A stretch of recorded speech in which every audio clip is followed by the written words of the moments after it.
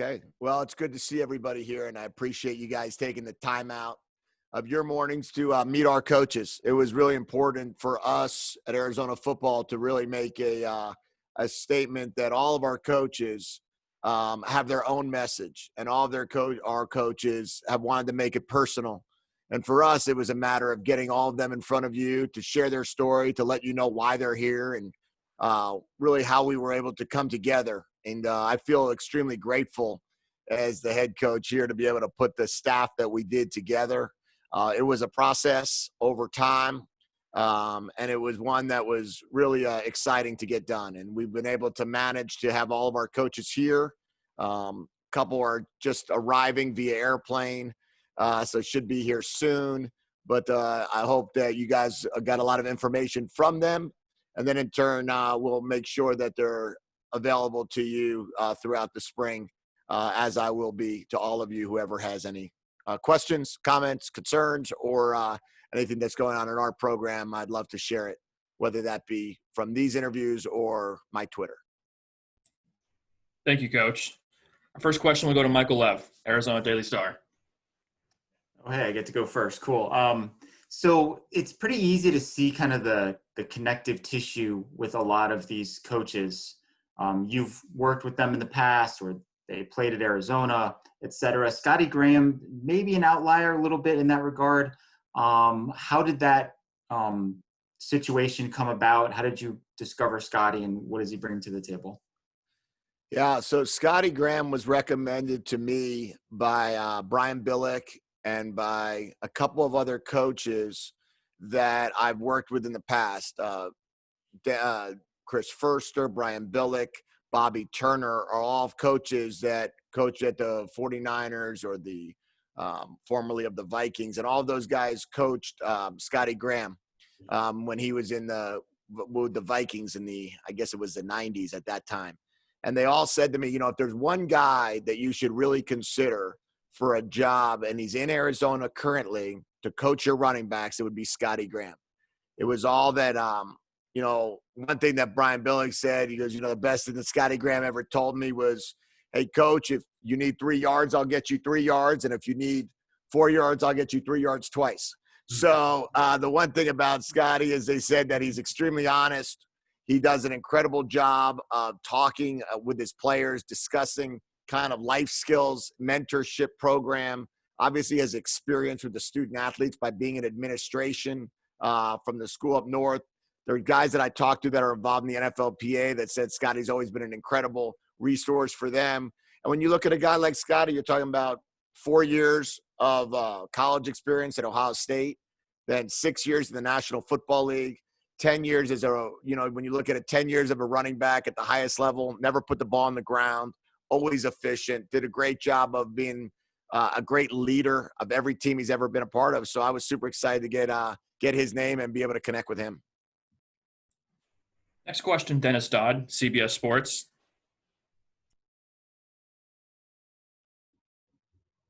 You got me now? Yes. Yeah. Hello, Dennis. Jedd, congratulations. Thank you. It's awesome. I wanted to ask you about what you think the state of the Pac-12 is now. I mean, you've heard about all the negative things. Where it's headed, have you been around the league enough to answer that question? But go ahead. I'm sorry. Yeah. I would say it's as competitive as it's ever been. It is a lot of teams that are very comparable in regards to skill sets, talent base, recruiting landscape. A lot of teams that are recruiting against one another in the same locale. So you have opportunity to have teammates from high school playing against one another now in the Pac-12. Obviously, I think you've got some really, really good coaches in the Pac-12, guys with a lot of different experiences, both from the professional level and the collegiate level, guys that have won a ton of games as head coaches at different spots. There's obviously guys that have just come back into the league, from Coach Durrell, who was Pac-12 head coach, call it 10 years ago, then in the NFL after that, and then back as a Pac-12 head coach at a different school. Chip Kelly, Pac-12 head coach at one school, back in the NFL, then back in the Pac-12 at a different school. And, that goes on. And then there's obviously the guys like the David Shaws that have just been there, Kyle Whittinghams have just been there forever. So it's pretty cool. I think the coaches are tremendous in the Pac-12. It's a great fraternity to be a part of. Really excited about that opportunity. And then also we've got some great football out here, and excited to really start building it back up in terms of being able to compete at the highest of levels and get ourselves involved in the all of those championship opportunities that do exist. But right now it's a very competitive conference that hopefully will continue to grow and build. Competitive doesn't equal 11-1 or 12-0. Is that what this league ultimately needs, just to get back in the playoff? You have a dominant program. Yeah, well, I think when you get back in the playoffs, you have to be. If you want to get in the college football playoffs, you're going to have to be 12-0 or 11-1, and no matter what conference you're in. I mean, Alabama, Clemson, Ohio State. I mean, those teams are all in that one loss or no loss team, programming. And that's what you're going to have to be if you want to compete at that spot. But we also have to understand that there's levels to this, and we have to build our program up. And we're going to right now do everything we can to win the Pac-12 South. Once we win the Pac-12 South, then we'll figure out what goes on next. But we're going to take those gradual steps and try to then get ourselves to the full conference to be able to compete at that highest level. Great. Good luck. Thanks, Dennis. Next question, David Kelly, KVOA. Hey, Coach, welcome. Hey, you had a lot of wide receivers that were in the transfer portal when you arrived. What was your message to those guys, and what do you think they liked about that message that wanted them to return to the U of A? Well, the biggest message I gave those guys was why leave? What's the value of leaving? You've got coaches that are coming in that have a ton of experience coaching wide receivers. You've got coaches coming in that are coming in from the NFL, where all these guys want to be and want to go. We have really, when you look at our coaching staff, if there's one position that is probably the most flooded with experience, it would be the wide receiver room.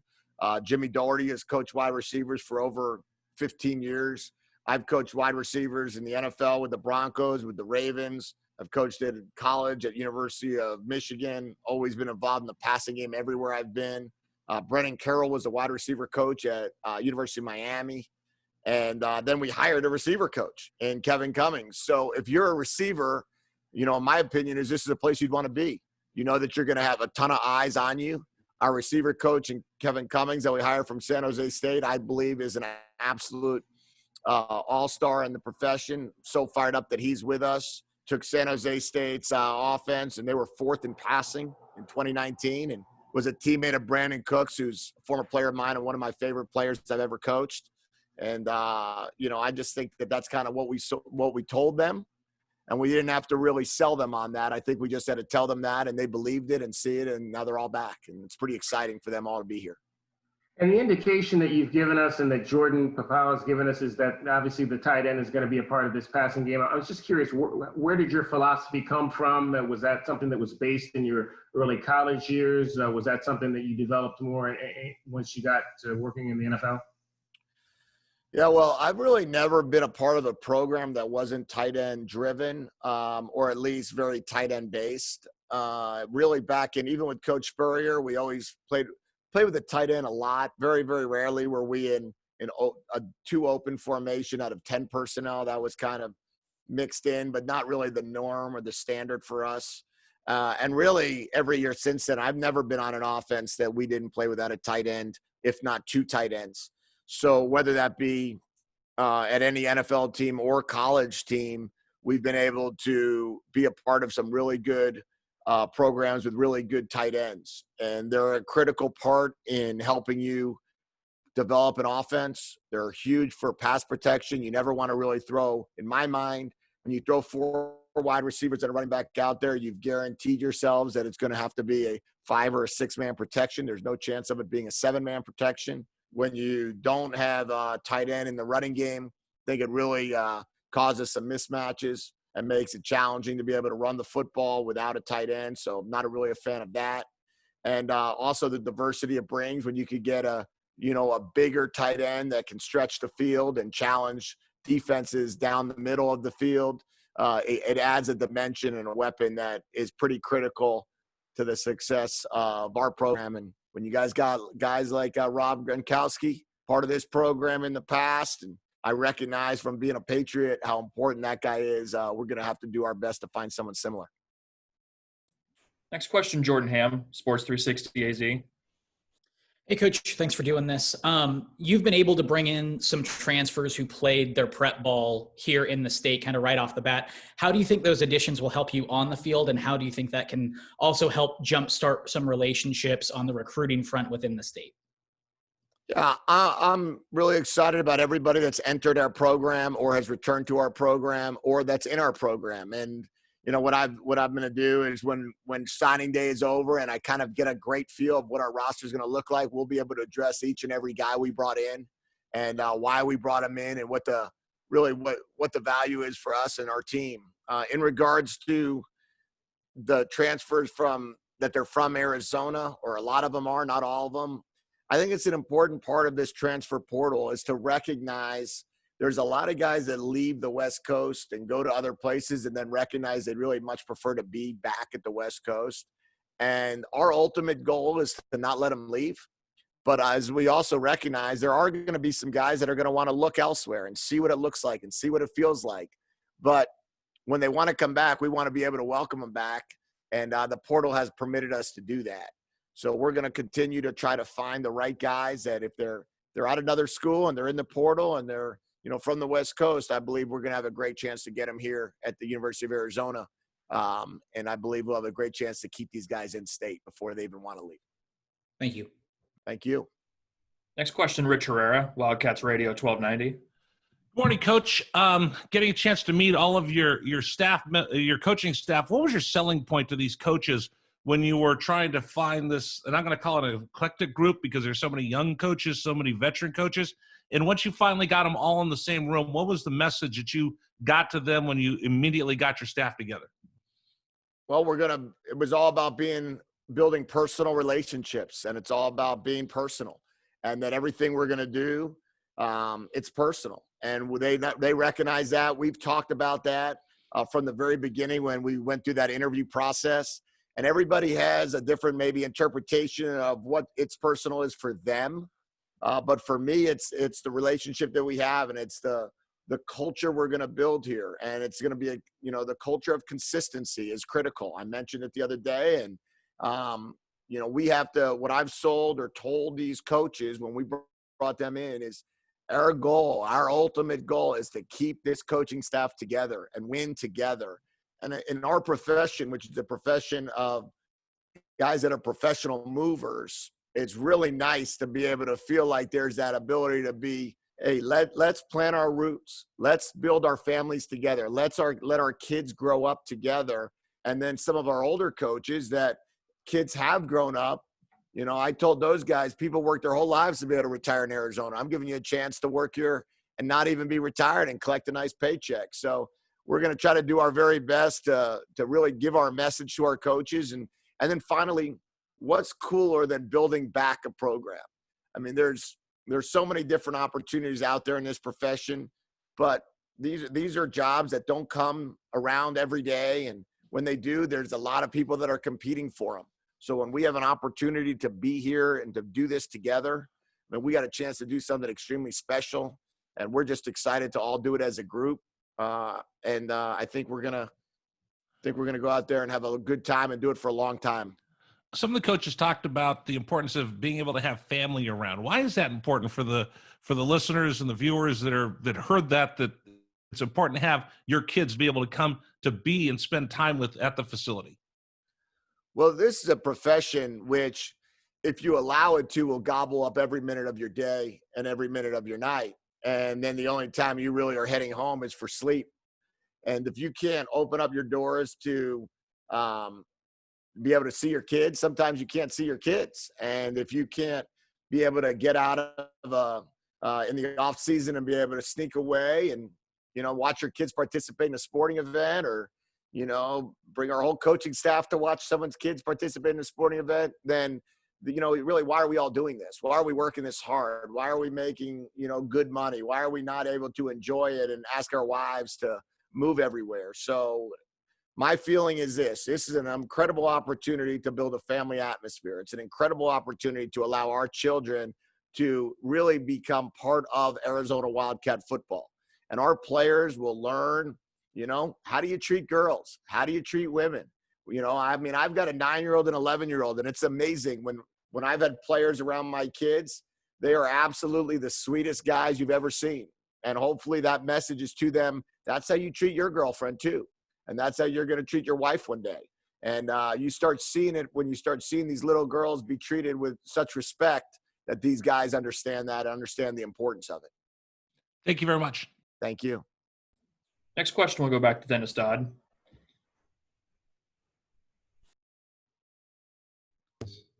Jedd, you touched on it a little bit, but I don't have to tell you that there would have been a day when, the likes of Najee Harris or DJ Uiagalelei or Bryce Young would have stayed in the Pac-12. Again, what has to happen to keep those guys? Because I've never seen that many schools come west to get that many players. Yeah, well, I think it's a great reflection of the quality of football we have out here. Mm-hmm. With the amount of teams that are trying to come out and recruit our players, and in the state of Arizona, in the state of California, they're everywhere. They're swarming out here, and coaches see it and coaches recognize it, and it's our responsibility to provide a similar or better opportunity for those players to come right here, stay in the Pac-12, or come to the University of Arizona. And I think you've hit the nail on the head. When guys like the Najee Harrises or some of the other players that you've just mentioned, right? I was at UCLA when DJ was coming out, and I understand what, the quality of players and the Bryce Youngs. A lot of those guys want to come out here too. And a lot of guys want to be a part of the Pac-12 teams. And maybe for one reason or another, they weren't recruited the same way, or they weren't convinced to come out. And, I would just say this. I would say we're going to do everything we can to keep the best players in state or the best players in the region at the University of Arizona. And if that means us, working as much as we need to, being out there as much as we need to, and coaching as hard as possible, if we can get that done, we'll have some really, really good football teams here at Arizona. And I think everybody on this call will be proud of them. Great, thanks. Thank you, Dennis. Next question, Troy Hutchison, All Sports Tucson. So, Coach, when talking about that coaching staff, was it a key point in getting guys from multiple experiences, whether that be Georgia, Alabama, Michigan, Stanford, USC, not only NFL experience, but blue blood college football experience?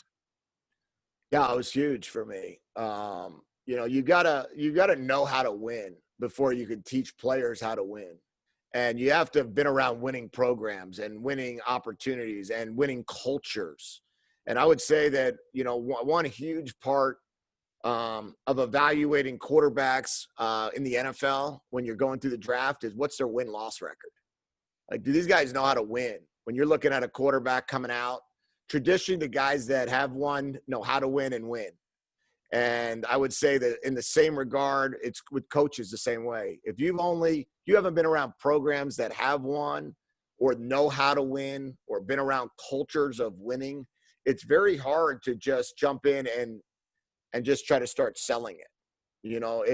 It's one thing to be able to say, hey, I've been on a down year, but I've been around a culture of winning. It's another thing to say, I've been around a culture of winning. I know what it takes. I know how to do this thing, and I know how to make it work. And when you could hire a strength coach that's won 5 national championships who's 30 years old, he knows how it looks and what it's supposed to look like and what it's supposed to feel like and what is it going to take to get there. When you hire guys, that have been around some of the top programs in the country or top coaches in this profession, it's a critical aspect for me to be able to really get those guys on board and then be able to, not just sell it, but tell it, tell them what it looks like, and not just sell a dream, but be able to talk about a reality. And then also looking at the coaching staff, I noticed recruiting coordinator hasn't been filled yet, or special teams coordinator. Is that going to be dealt with internally, or are you guys still looking to fill those roles? Yeah, we'll have there'll be no coach that takes on the responsibility of recruiting coordinator. The university has provided me opportunities to bring in our own personnel department, and we're going to try to mimic and emulate a very similar NFL operation when it comes to that aspect of player personnel, recruiting, etc. In terms of special teams, that'll be a split responsibility. In our building, we'll have an offensive special teams coach, a defensive special teams coach, and those guys will also be responsible for a position. And that we're excited about that. Obviously, Coach Pow will be responsible for the offensive special teams. He mentioned that a little bit earlier, from what I understand. And our 10th assistant will be responsible for the defensive special teams, otherwise known as Robin in the Batman and Robin tweet. But, he'll be responsible for the defensive special teams. And then our graduate assistants and our analysts will help those guys, as well as any of our position coaches. Next question, Greg Hansen, Arizona Daily Star. Jedd, in the process of putting together a coaching staff, is it realistic to think that you hear from 100 guys or maybe more? And if so, how difficult was it to turn some of those guys down? Oh, yeah. I mean, 100 would be on the low side, I would say, in terms of people that are looking for jobs, or more importantly, close friends that are recommending people that they know that are looking for jobs. And what happens is you wind up getting into a horrible cycle of rejection. And it's not a fun feeling. It's not a fun conversation. Letting guys go or letting guys down, or not being able to provide an opportunity for people that you trust, you've been around. But, everybody has a specific skill set, and the way it works is you can only hire one tight end coach or one offensive line coach. And when those things start occurring, there's some great relationships that you have to be completely honest with. And there's a lot of people that you trust in this business that are recommending certain people to you that really you want to help, or you want to provide an opportunity to, but you just can't at this particular moment. But there's been an incredible amount of interest in coming to coach at the University of Arizona and be a Pac-12 assistant coach. And we're thrilled to death with the people we were able to hire, and really excited about how this program is going to evolve and grow in the future. Thank you. Thank you. Next question, Cameron Cox, NBC 12 News. Coach, hope everything is going well. Cameron Cox out here in Phoenix. Some high school coaches here have been kind of leaking out that you've reached out to them, and they're very thankful for that. It seems like you've kind of made the rounds all over the valley here. Why was that important to you when starting this program since you got here? Well, it's our goal to be able to reach out to every single high school coach in the state of Arizona by phone in the next 48 hours. We're working through that right now, and we'll get that done. The big thing for us is that, it's very simple to send a letter. It's very simple to put out a graphic. It's very simple to, throw out a tweet. But if we're going to share our message of it being personal, then it's also very important to be able to personally contact each coach. Now, whether that be me or an assistant coach on our staff personally contacting them, it's our goal to reach out to as many as we humanly possibly can by phone, and then start opening up a weekly dialogue with our coaches over Zoom, and be able to invite every high school coach every Wednesday evening with a little talk from Tucson. And what we're going to do is reach every Arizona high school coach and make them see our commitment. And really, it's our goal and our job to help provide the best opportunity for the high school players in the state. And as the flagship university and the University of Arizona, we believe it's our responsibility to help every high school coach in the state execute their plan the best we possibly can help them. Was that your idea, or was that something you knew right away you wanted to do when you got boots on the ground? Yeah, it's a collective idea in our building that everything we want to do, and everything we want to do here is through a collective group effort, and we try to talk things through as a staff, and what do we believe is the best thing for our program, and really what do we believe in, as people. And what we believe is we believe in personal relationships, and we believe in helping others. And what better way to help others and serve the high school coaches in the state than provide clinic opportunities, and also provide an opportunity to get to welcome them to what we're trying to get done here. Thank you, Coach. Appreciate it. Thank you. Next question, Jacob Minuti, Daily Wildcat. Hey, Coach. I mean, your Twitter game has been nothing short of amazing so far. I mean, you're always tweeting out something. I mean, how important is that to connect with the community on social media, and how does that kind of tie into, the motto of "It's personal"? I mean, it's 2021, so social media is a huge aspect of our way to communicate, and it's a critical part of the messaging that we're trying to get across. And, I don't want to miss out on that opportunity by disregarding, the importance of Twitter or Instagram or any of the social media outlets. And, in my mind, it's a way for us to have some fun together. And, I don't need to call up a guy and break a news story. Might as well throw it out there and see who can figure it out. But, we try to do a great job in terms of asking our coaching staff to share messaging, as well as for me personally, I like to play around Twitter myself. So I do my own stuff. And then additionally, we've got some great people that work in our building. And when our graphics guys can put together some cool things, I'd love to share that for everybody to be able to see. But we want to connect with the community. We want to connect with the players in the community. We want to connect with the coaches in the community. And to do that, there's no better way or easier way in a broad-based fashion than to use social media. And then one more question about the quarterback situation. I mean, what do you kind of make of the guys that you have on the roster now? And are you looking in the transfer portal to add maybe one or two more quarterbacks? Well, we're looking for players at all positions. We'll continue to build off of our roster. We appreciate every player we have on our roster, and we'll evaluate them to the nth degree and try to find all of their best skill sets and utilize those skills at the highest level. And at the same token, the beautiful thing about the transfer portal right now is that guys want to come.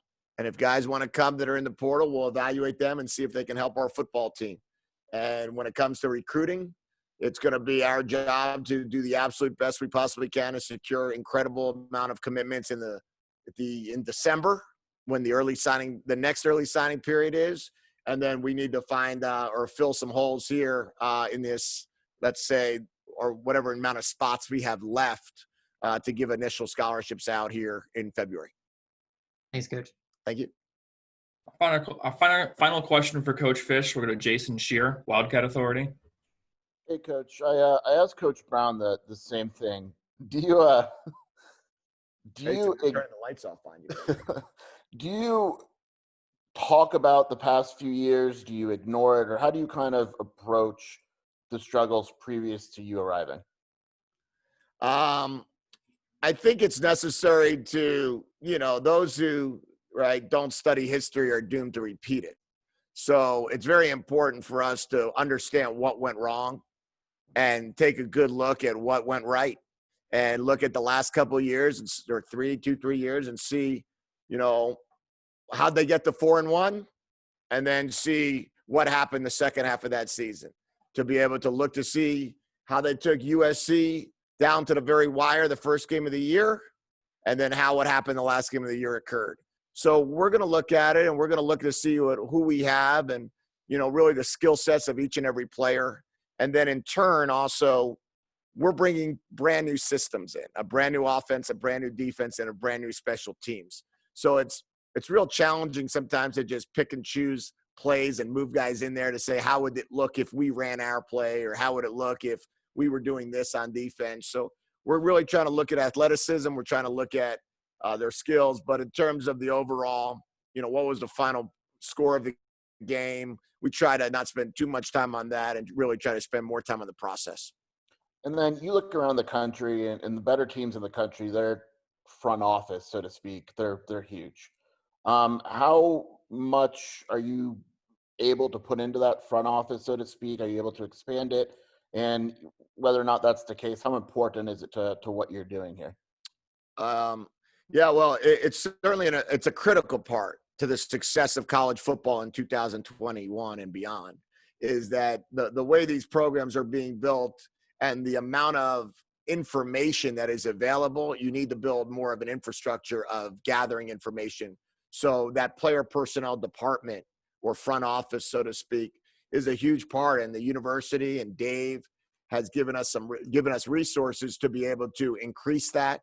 We, as you'll see, we'll start posting more positions of guys that can help us in those roles. And there's, in terms about, and really it's not just scouting as much as it's a lot football alumni relations and recruiting and scouting players and on-campus recruiting and player personnel positions. And there's a lot of things that need to go on to really build this program back to where we all want it to be. So we're fortunate enough that Dave and Dr. Robbins has committed to allow us to do that. That's all we have for today. Thank you, Coach. Thank you, everyone, for joining us. Thank you, guys. We'll see you soon. I appreciate it.